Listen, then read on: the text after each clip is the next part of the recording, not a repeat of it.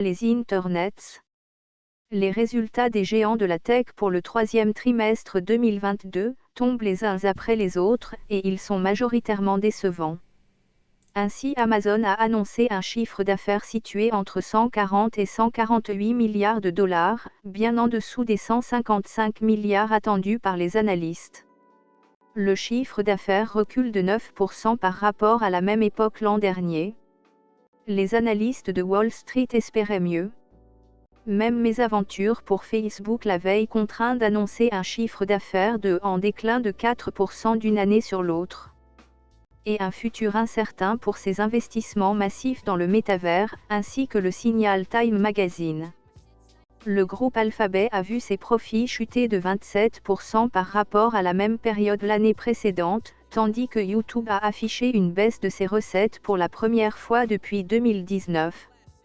Microsoft, nous rapporte Le Monde Informatique, annonce une croissance de 11% au troisième trimestre.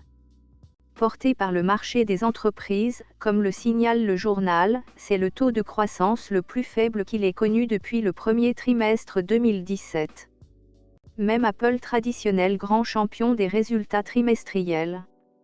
Et cette fois encore avec plus de 90 milliards de dollars de revenus sur son quatrième trimestre fiscal. Montre des signes d'essoufflement avec des ventes décevantes des iPhone entre 14 et 14 Plus, comme l'analyse Belgium iPhone. L'article de la Tribune évoque quelques causes à ce ralentissement, relatif, des GAFAM. Crise des semi-conducteurs. Rectification des années Covid et confinées. Impact des conditions d'Apple sur la vie privée, le journal économique dresse le portrait des causes de ce ralentissement tout en rappelant qu'il s'agit de résultats pourtant positifs. Twitter est désormais une entreprise d'Elon Musk. Le rachat a été confirmé pour 44 milliards d'euros. Et que va faire le nouveau patron arrivé dans les locaux ce jeudi avec un lavabo à la main, parce qu'il le vaut bien. /coulé, tu l'as. On n'en sait pas encore grand-chose. Le journal britannique Le Guardian essaie de résumer les quelques éléments qui semblent se préciser.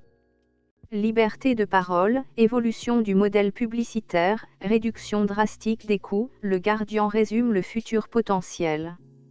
La seule chose qui était sûre et qui n'est pas pour rassurer les employés du réseau social à l'oiseau bleu. Et qu'Elon Musk a officialisé son intronisation en virant directement 3 des directeurs de l'entreprise, comme l'évoque TechCrunch. Il est d'ailleurs étonnant de constater que les priorités des médias francophones évoquant le rachat, s'inquiètent du respect de Musk pour les règles européennes de la liberté de parole. Et tous les regards se tournent vers une possible remise en ligne du compte de l'ex-président Donald Trump. Même si ce qui semblait certain ce matin est désormais remis en cause par CNN Business. Le média américain signale que Musk a remis sa décision à la tenue d'un grand conseil pour évoquer à plusieurs voix et plusieurs visions la possibilité de remettre en ligne les comptes qui ont été définitivement bannus de la plateforme. On sent en tout cas que le nouveau PDG marche sur des œufs à chacune de ses prises de parole. Soufflant dans un sens puis faisant marche arrière dans la déclaration suivante. Peut-être pour ne pas risquer trop rapidement d'hypothéquer les chances de bénéfice de son nouveau véhicule.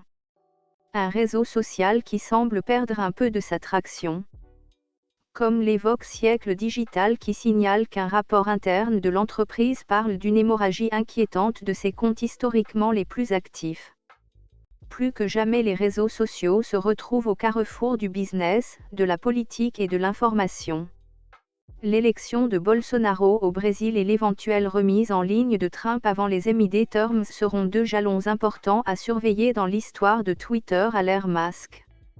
On pourrait se dire que cela n'a pas grande importance au fond.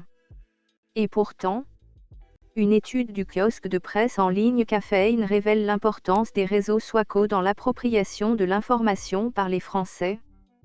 L'étude révèle que 98% des Français s'informent tous les jours, mais à des degrés différents.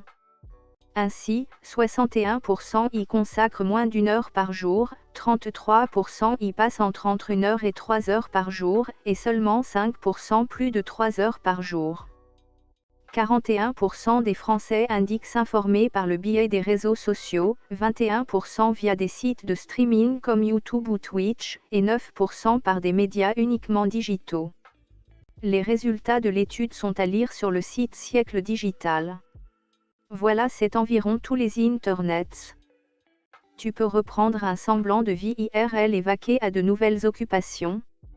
Et salut, les internets. À demain.